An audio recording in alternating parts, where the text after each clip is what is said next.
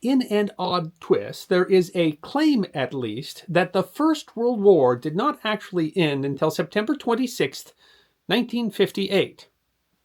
It's an odd argument to claim that the First World War lasted more than 40 years and, in fact, persisted throughout the length of the Second World War. And frankly, the claim might be false, but it does give rise to an interesting question that has vexed humanity throughout time. How does a war actually end? Many things we call wars today are never formally declared, and it's unclear how they might end.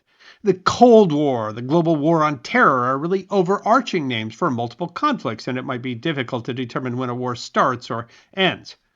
Other wars are formally declared and formally ended, often by the signing of a treaty, although sometimes simply by a formal declaration between parties. But sometimes issues are never resolved, and neither are the wars. For example, you might have heard that the Korean War never ended. In 1953, the Korean Armistice Agreement was signed by representatives of the United Nations Command and the Chinese People's Volunteer Army and Korean People's Army. While the agreement called for an end of hostilities, created a demilitarized zone between the two Koreas, and answered such questions as exchange of prisoners, it was merely an armistice, a ceasefire. The agreement did not resolve outstanding issues between the two parties, and attempts to establish a formal peace agreement at the Geneva Conference a year later failed. A further attempt at formal agreement was made in the so-called four-party talks that included the two Koreas, the Republic of Korea and the Democratic People's Republic of Korea, and the U.S. and China in 1990. After 9 years of negotiations, the talks were abandoned without an agreement. In 2018, the president of the Republic of Korea and the supreme leader of the Democratic People's Republic of Korea resulted in the Panmunjom Agreement. The agreement declared an era of peace, but didn't resolve the underlying issues, instead expressed a commitment to do so. Amid continuing tensions, both parties have since repudiated the agreement. So, is there still officially a war on in Korea? Well, there is no official peace, but it isn't clear whether there was ever officially a war. The war began with a general attack along the border by the Korean People's Army on June 25, 1950. It isn't clear that war, however, was officially declared. The New York Times reported that North Korean leader Kim Il-sung declared war, but he hadn't actually used those words. Instead, he falsely claimed that South Korea had invaded and that North Korean forces were fighting fierce battles to counter the enemy's invasion. There was not a formal declaration of war. It would have made a lot of sense for it to be, because while both nations were established at the time, both claimed to rule the entire peninsula, and so neither actually recognized the other's sovereignty. The U.S. involvement came with the United Nations, which on June 27, 1950, passed United Nations Security Council Resolution 83, which called the North Korean attack a breach of the peace and recommended that UN members furnish such assistance to the Republic of Korea as may be necessary to repel the armed attack. This led to the creation of the UN Command and the conflict that we often call the Korean War, but was never actually a declared war. To this day, there is no formal peace agreement, and both Koreas claim sovereignty over the whole peninsula and thus do not officially recognize each other. United Nations Security Council Resolution 83 remains in effect. Korea is a war without a war and a peace without a peace. And of course, the whole action may never have occurred were it not for a very similar conflict. The Chinese Civil War began in 1927. Took a break so that both parties could fight Japan in the Second Sino-Japanese War between 1937 and 1945, and resumed again after that war ended. Sort of. More on that later. While most of the open conflict ended with the nationalist forces retreating to the island of Taiwan in December 1949, like Korea, the two sides, the People's Republic of China and the Republic of China, both claim to be the sole legitimate government of all of China. That put the United Nations, whose charter was ratified in 1945, in a difficult position of who to recognize. Initially, they recognized the ROC as legitimate government of China, and the USSR had decided to boycott the United Nations Security Council in 1950 to protest. The conflict in Korea happened to occur during the 7 months that the USSR was boycotting, and so they were not present to veto the Security Council Resolution 83. In 1971, the United Nations General Assembly voted in Resolution 2758 to recognize the People's Republic of China as the only lawful representative of China to the United Nations, effectively kicking out the ROC. Attempts by the ROC to have a recognized status at the UN since have been rejected over opposition by the PRC, which does not recognize the government of the ROC. a war without a war and a peace without a peace. And the situation in both these wars is common with internal conflicts. When 11 U.S. southern states seceded in 1861 to form the Confederate States of America, they never formally declared war on the United States, nor did the government of the United States declare war on them. The war ended without a formal peace treaty, but instead with the surrender of the Confederate fighting forces. Thus, the exact end of the war is a matter of dispute. Most commonly give the date April 9, 1865, with the surrender of the Army of Northern Virginia, but others claim it was the surrender of General Joseph Johnston's Army of the Tennessee on April 26. Still, others may suggest May 10th, when Confederate President Jefferson Davis was captured, and others may count June 2nd, when the surrender of Lieutenant General Edmund Kirby Smith's Confederate Army of the Trans-Mississippi, the last large Confederate army in the field, surrendered. Or even later with the surrender of Brigadier General Stand Waite and his Native American Brigade on June 23rd. At the outside, the actual end of the war may not have been until July 15, 1870, when the last Confederate state, Georgia, was readmitted to the Union under the terms of Reconstruction. Others, I'm sure we'll hear about this in the comments, think that the war still has not ended. The English, on the other hand, ended their Civil War in a rather more interesting way. The Second English Civil War would seem to have ended with the capture and execution of King Charles I on January 27, 1649, but the period after his death, called the Interregnum, only lasted 11 years before collapsing. The Long Parliament reconvened and dissolved itself, and a new Convention Parliament was convened and restored the monarchy under Charles's son. But more than that, they declared that Charles II's rule began upon the death of his father. In effect, at least from a parliamentary perspective, this wiped the English civil wars from history. A general pardon was then offered under the aptly titled Act of Oblivion. One way to end a war is to pretend that there hadn't been one. Sort of. Charles II still punished certain people for regicide in the war that didn't exist, and it left a political and social legacy as well. But the English Civil War left another war behind. The Scilly Islands, an archipelago of 5 inhabited and some 140 total islands and islets off the coast of Cornwall, were a royalist stronghold and location of the royalist fleet. They were also used as a base for royalist privateers who preyed on the shipping of Parliament and its allies. Because, of course, all good stories involve pirates. The United Provinces of the Netherlands had aligned with the parliamentarians, and in March of 1651, Dutch Admiral Martin van Tromp sailed to the islands to demand reparations for losses suffered by the Dutch at the hands of the privateers. He was rebuffed, and according to a history written by parliamentarian Bulstrode Whitelock, von Tromp then declared war on England. But as most of England was in parliamentary hands, essentially he had only declared war on the islands of Scilly. In 1986, the New York Times reported a local historian on the islands and chairman of the council that governs the islands decided to research the local legend that they were still at war.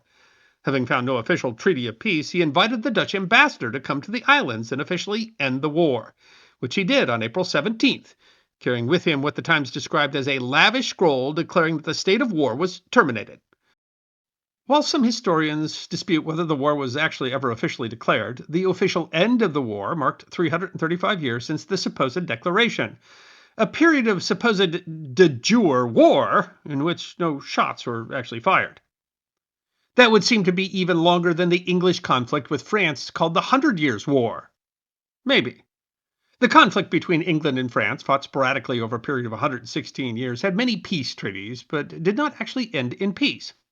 The last treaty, the Treaty of Picquigny, signed between Edward IV of England and Louis XI of France, was not a formal declaration of peace, but an agreement to have a 7-year truce. Hostilities, however, didn't resume. But was that actually the end of the war? Well, in practice, yes. But the English claim to France that precipitated the war was not officially renounced until the 1802 Treaty of Amiens, which ended the wars of the French Revolution with a formal recognition by Britain of the French Republic, just in time for the two to go to war again in the Napoleonic Wars. So the 100 Years' War, maybe, kind of, outlasted the 335 Years' War at 465 years. And that wasn't by any means the longest such war. Greece and Persia fought a series of wars between 499 and 449 BC. Historians argue over exactly when the wars ended and whether there was an official peace agreement, but regular relations were not formally restored and conflicts resolved until an agreement established formal diplomatic relations was signed between King George I of Greece and Shah Muzaffar ad-Din of Persia on November 19th, 1902, meaning that some state of war may have existed between the two for around 2,400 years. Even modern wars that you might have thought ended with formal treaties were maybe more complex than you realize. Well, the Second World War in Europe effectively ended with the formal acceptance by the Allies of Germany's unconditional surrender of its armed forces on Tuesday, May 8, 1945, and the war in the Pacific with the signing of the document of surrender of Imperial Japan on September 2nd. Neither officially ended the war for most belligerents. The actual end of the war dragged on. The Paris Peace Treaties of 1947 resolved issues and ended the war between the Allies and Axis participants Italy, Romania, Hungary, Bulgaria, and Finland.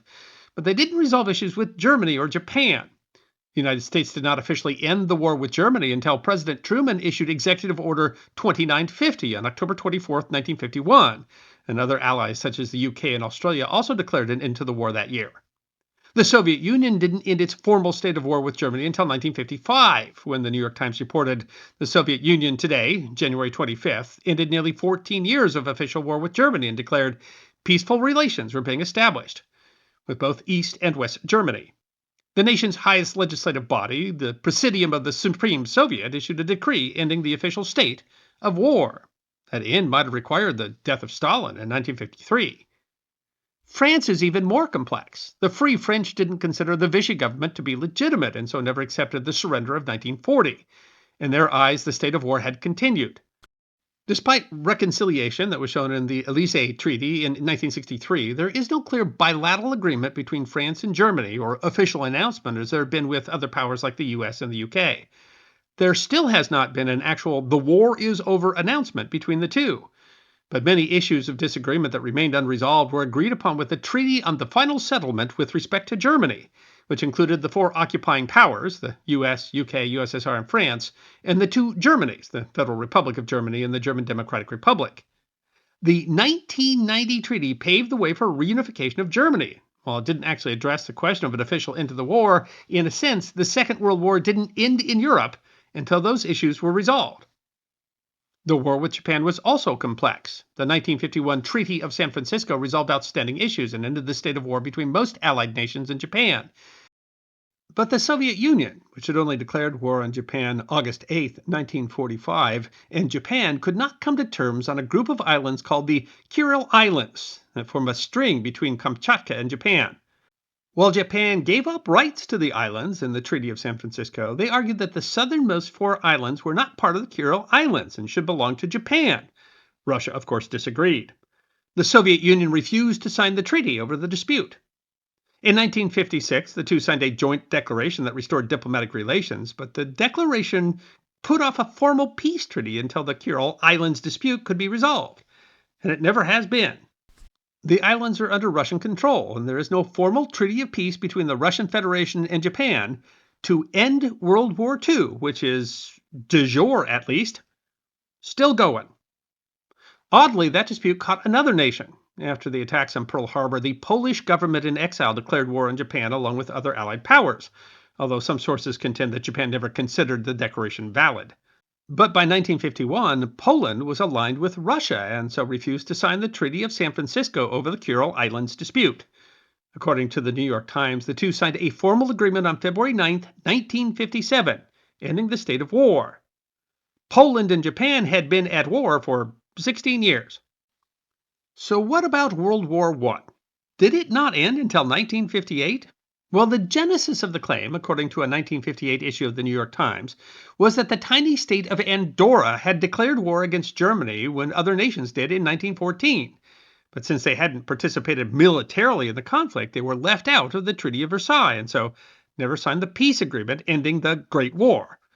According to the Times and numerous stories published throughout the US, Canada, the UK, and Australia, in 1958, Andorra officially announced the end of the war, 44 years after it began.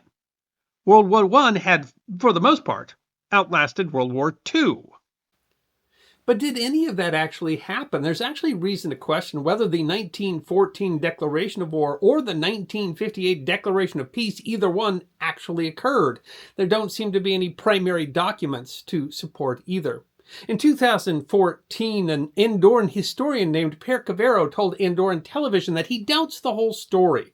He notes that in 1943, the German consul in Marseille had asked the speaker of the Andorran parliament whether the two countries were at war, and that the speaker had responded that he searched through all of the archives and could find no evidence that they had ever declared war, and that he asked all the old men in the country, and none could remember, having been at war. If Andorra, which only had a small militia force and no standing army, had actually declared war on Germany, they certainly didn't want to tell them that in 1943 when Germany was occupying southern France and was literally on their doorstep. This is by no means an exhaustive list of all the conflicts that might, on paper or in law at least, have lasted ridiculously long times, if not in actual combat. It seems throughout the course of history that it has always been easier to start a war than to end one. I hope you enjoyed watching this episode of The History Guy, and if you did, please feel free to like and subscribe and share The History Guy with your friends. And if you also believe that history deserves to be remembered, then you can support The History Guy as a member on YouTube, a supporter on our community at Locals, or as a patron on Patreon. You can also check out our great merchandise shop or book a special message from The History Guy on Cameo.